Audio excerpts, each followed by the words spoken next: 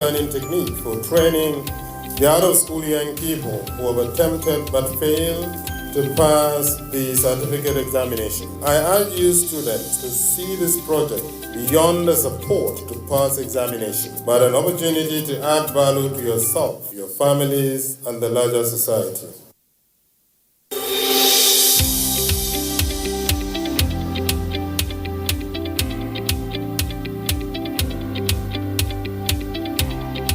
We are at the workshop for the training of the trainer, and we're training our teachers on how to use e-learning effectively. We believe with e-learning, the teaching will be less hectic for the teacher, and the learning will be more interesting for the students. And I'm sure with what we are doing, the students will actually pass the external examination. It has about 80 textbooks. The books are organized in weeks and in terms. We have applications there for physics, we have for chemistry, we have for biology. You can also use your hands to move it on the screen, to turn it once from one side to the other. So are we all here? Yes. So use your hand to turn it the way you want.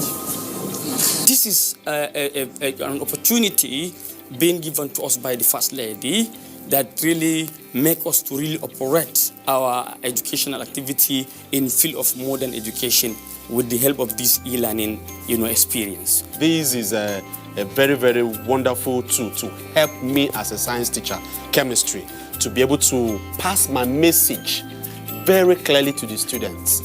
While it was going on, I just recall in one of the schools I taught, I taught the students on how violent it is when sodium is added into water, sodium metal, and the child tried to do that practically.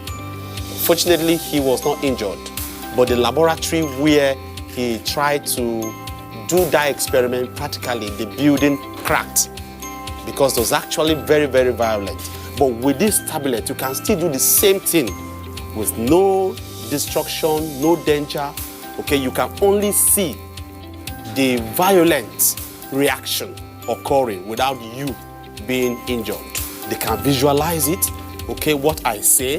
They're trying to draw the atom on the board and label all of those and shoot. They're able to see it, and so they do not have any problem with it at all. It has availed the teachers an opportunity to even learn more what to teach the students and how best to use this teaching aid. As you can see, the tabs have been given out to all teachers. It even made me to, sit up again and to have more, not only to have the theory aspect of it, but whatever I want, I will have able to see it in the more pictorial way, even to have opportunity to improve, to increase the size, and to turn it 360 degrees to have a look at it. Yeah, it's going to help a lot to me, and it's also going to help to ease our work. I personally have learned a lot, and I know it will also go same way with the students. The caliber of people I met handling, the teaching activities are quite, people that are educationally equipped, which make the program to go on smoothly. So is there any possibility that we can print e-resources from this tablet, either via the Wi-Fi or direct connections to the printer? You can print it. It's very simple. It's not only limited to maybe you must have it in the tablet.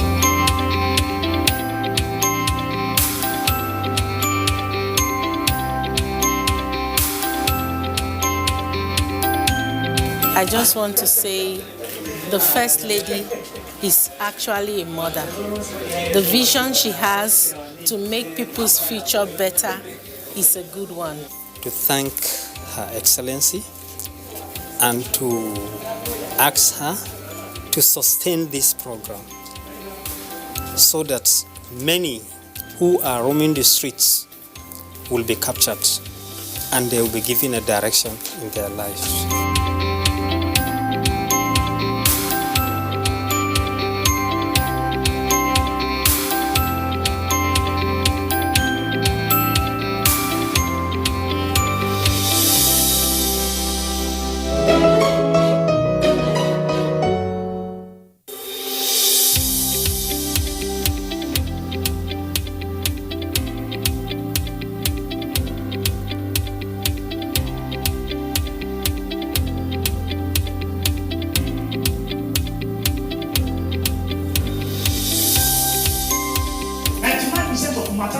reported globally or in developing countries, and we know Nigeria will belong to that.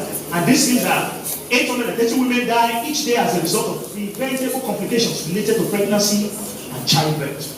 So we can see the rates and the issues that surround those complications. So women in less developed countries or communities, let's take for instance Nigeria, on average, many more pregnancies than women in developed countries.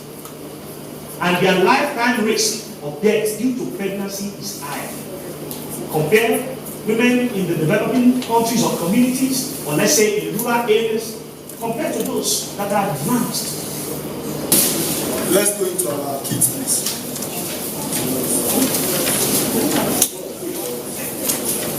Let's go to page 9. Where we have this. It is a responsibility of you, the technical person, to our excellency, and to drive this process. Picking each of these objectives and the activities under this objective based on the timeline that you have agreed when you were developing the work plan. Who is to do what? Give an example. Tessie has the responsibility now to conduct this dissemination. So, number one thing you need to go back and do now is to do a kind of a review meeting. Based on that, particularly for those of us, let me use Abia again. He was part of us from the beginning. There are other members that are joining the team now. Look at the work plan, look at it. Thank God the kit is out. Do a kind of a refresher training. Look at the plan they have done. Is those indicators still existing? We are here for the dissemination exercise on the advocacy kit for the First Ladies of the Federation. The facilitators were excellent. They had a good understanding of what the messages they were trying to portray to the participants. They were extremely engaging, and the entire process opened our eyes to so many areas that we hadn't initially, or maybe might not have explored, coming from the different states that we're coming to. Medical outreach to LGY, local government, to go and screen for, or to go and distribute mama kits. When did it take place? What LGA, what location, what LGA, what type of activity, health screening, awareness creation, medical outreach, participants, who were our targets? Was it everybody? Was it women? Was it adolescents? Was it children? Objective, why did we go to that place? Then activity description, what's the likelihood? Then how specific in numbers, we saw 50. Sometimes we might not get the accurate data. I remember we went somewhere, we were trying to register them, we were walking up and down, but we had an estimate at least. Then your outcomes, challenges and recommendations. A report is not complete without this. There's no perfect activity, there's no perfect progress. There's always something that you will see that went wrong. So you need to document it honestly. Then recommendations, what do you recommend for the organization moving forward? Then you have end of project reports. If let's say there was a project that you are doing, big projects, and you've done activity reports within that project, you've done monthly reports, annual, at the end of that project, you have to do an end of project report and give to your funders and also keep for yourselves. If you finish all this beautiful plan and our excellency doesn't do anything, well done, 0. Have been able to discover new strategies and new applications that I can use to encourage my principal, my first lady, to step up her advocacy on the RMNCH and N. We've learned a lot from this presentation because it has built our capacity to be able to drive the reproductive, maternal, child, and adolescent health plus nutrition program. We now understand how to support our first ladies of the state to drive the process at the state level and at the LGA levels. This is an eye-opener. It's an experience for me to go home and feed Her Excellency, to call all the 13 local government wife of the chairman, 13 local government chairman's wife, as well our 24 or 26 House of Assembly members' wife. Put them in round table, discuss with the resource people, tell them the danger involved and what Mrs. Aisha Buhari, the wife of the President, is all about, she's embarking on. The information I've gathered so far from this workshop, I will take it back to Her Excellency, the founder of the NGO Mediatrix, and we will as well embark on advocacy to the 18 local governments we have in Cross River State, touching the PACs and also selling it out to other development partners. I feel equipped to go back and advise Her Excellency accordingly. In Plateau State, we would look towards re-strategizing our plans, which we did in 2018, and see how we would ensure that RMN, CAH plus N issues in Plateau State are trashed out. So as we go back, we'll liaison with the local governments and the women organizations and the groups. Then it will help us further move the initiative of the First Lady of Imo State, which is empowering the woman, the girl child, and also we'll liaison with the Ministry of Health and find out the best way to implement this agenda for the First Lady. The toolkit was adequately explained to us, and when we go back, we'll be able to make a summary report and be focused on the interventions that Her Excellency in my state will be able to implement for the benefit of the women, children, and other people of Borno State. And I have so much tools to work with. Going back to Ekiti, I'll be advocating left, right, and center. When we go back to Katsina, I will see that the Negwaf of Katsina State Governor will know what we do here. And inshallah, everything and rate of maternal mortality will reduce, inshallah, in Katsina State. Her Excellency Dr.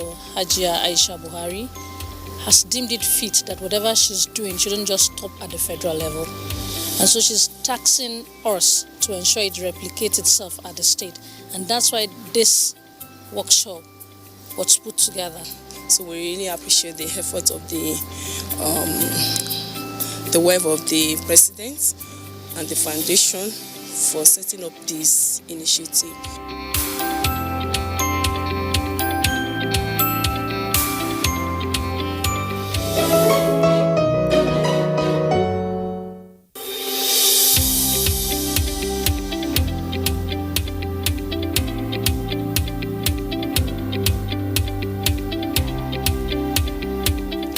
State has one of the highest burdens of childhood malnutrition, partly due to its large population. Food and nutritional security are the foundations of a decent life, a sound education, and are crucial to achieving the Sustainable Development Goals. We must work together. We must be more coordinated. We must insist on results and accountabilities from our government and from ourselves. There are three types of undernutrition. These are acute malnutrition, chronic malnutrition, and micronutrient malnutrition. For the acute malnutrition, this has to do with rapid loss of weight due to illness or inadequate consumption of food or nutritional edema. While the chronic malnutrition has to do with inhibited growth in weight or in height, and cognitive development caused by poor nutrition over a period of time. Now, why do we have to invest in nutrition? Why invest in nutrition? Improving nutrition contributes to productivity, economic development, and poverty reduction. I'm going to talk about alternative sources of funding, which oftentimes we call innovative financing for nutrition. Some of them are innovative, some we're doing, so it's not so new. We have something called the mobile money tax. The mobile money tax is this idea that everybody uses a phone. No matter how poor a Nigerian is, they are on what they call social media now. I noticed that even when they can't type, they will do voice message. They will contribute. There's a way we can work with the telecommunications. So even if they don't want to do corporate social responsibility, we can work with them that 1% of either a text or a message that you get, you can actually donate that to the Nutrition Basket Fund. That is an idea. The sachet contains 100 gram, which is 282, equivalent to of energy, kilocal energy. This is the dosage guide for the action meal. 0 to 6 months, not suitable for action meal. From 6 months to 1 year, was less than 12.5 cm work, half sachet per day. 1 to 2 years.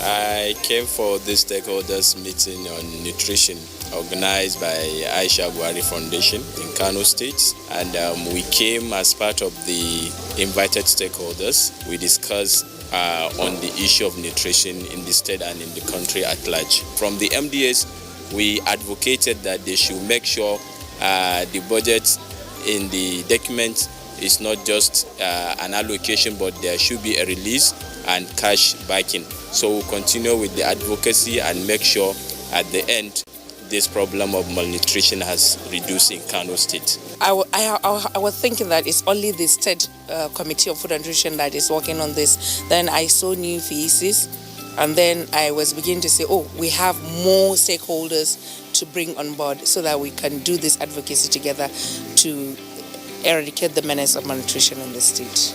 It was very wonderful, educative and interactive, whereby all the participants are contributing immensely towards the success of prevention as well as treatment for malnutrition children in Kano State. It brought in a number of practitioners in the nutrition field from different sectors. The beauty of it is that you had people from diverse areas, from economic planning, from budget, from finance, the NGO space, as well as international organizations, and all to talk about planning and budgeting for nutrition in Kano State. So there was a high level of engagement in terms of the causes, and also to look at the areas of bottlenecks. What are the key things that we need to do? There's high political will by the state government in terms of the amount of money that has been budgeted for nutrition activities, the multi-sectoral plan. But the challenge is making sure that that amount, all that money is released. Secondly, is the fact that it covers a whole range of areas, both nutrition sensitive and nutrition specific, which is very good. I'm sure that Kano State will be well on the way to reducing the malnutrition rates. Aisha Buhari Foundation is doing well towards nutrition.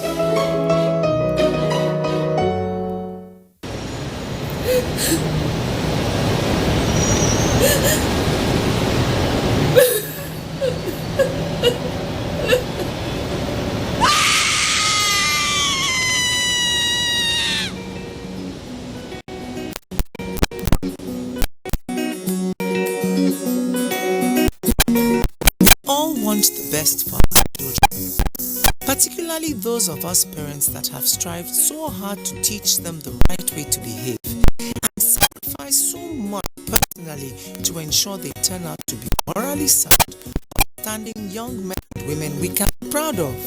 Then life happens, and the ways in which we react can make a bad situation much, much worse. Situations of a teenage pregnancy, that one is another huge problem that is challenging us. Teenage pregnancy, many of them doesn't report to the hospital. They keep it, they hide it. So many complications come along with it.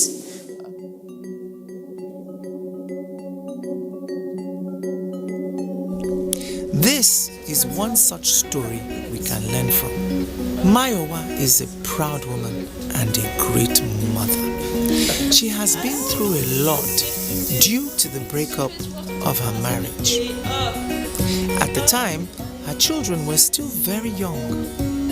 She is determined that her husband and his family will not have cause to gloat over her failure to survive, do well, and raise wonderful children.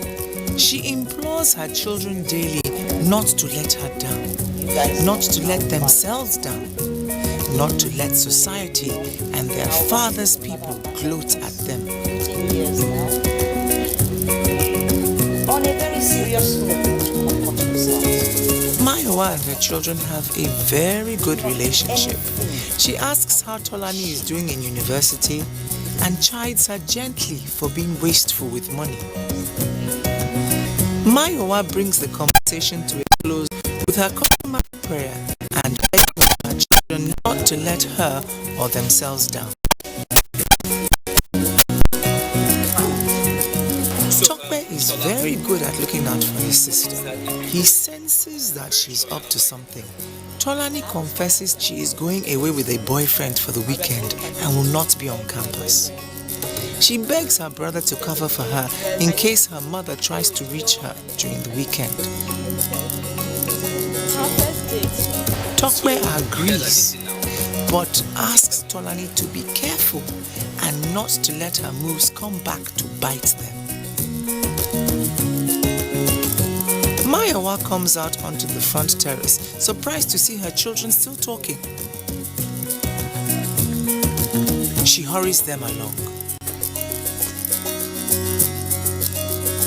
Weeks later, Mayowa comes home and is surprised but pleased to see Tolani is home. She worries as her daughter suffers from sickle cell anemia, even though over the years she has carefully and sensibly managed to keep her episodes at bay. What are you doing at home? Are you okay? Are you sick? What is wrong, my dear? No. She can see from Tolani's reaction that this has nothing to do with her sickle cell anemia. Abi, did you fail a course or something? She asks. Talk, no.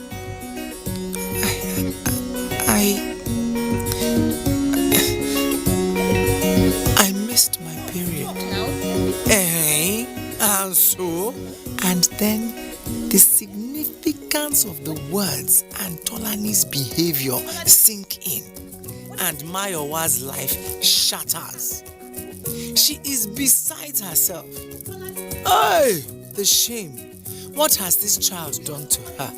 Oh God, this child has killed me, oh.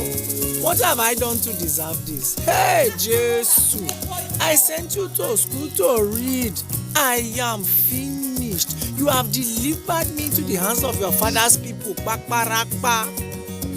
A shameful girl in a shameful situation. A disgrace of a child. This is woe.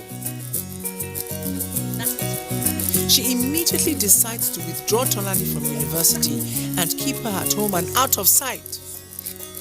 The horror she feels at the thought of anyone seeing her daughter at hospital pregnant drives Mayowa to keep Tolani at home without attending one single antenatal class. This is a very dangerous thing for an average person, let alone for someone suffering from sickle cell anemia. For every 100, about 8 of them will die. That is close to 10%. It could be you and I, it could be my sister, my auntie, my wife, it can be anybody. There is no destiny that it is you that's going to die in childbirth. Tokpe is home to speak to his mother, begging for his sister to be supported. He reminds his mother that his sister needs to be very carefully monitored given her pre-existing health issues. That should be our priority now, he says. Tolani comes in to join them. She is complaining about weakness and not feeling well. Mayowa and Tokpe are very concerned. Suddenly, Tolani begins to convulse and they jump up to her aid and rush her off to hospital. Tolani and her baby do not make it. What a preventable waste of 2 lives. Tolani and her baby did not have to die. What does it say about us as a society when things like this keep happening? What could be more important in this instance than the life of the mother and her baby? It is very important to register your pregnancy and attend antenatal care. Antenatal care will provide essential information required for the management of your health during pregnancy, especially when you have pre-existing health issues such as Tolani had. It cannot be said enough that your life and that of your baby is priority over any other thing. My name is Elvina Ibru, and this message is brought to you by the Future Assured program of the Aisha Buhari Foundation.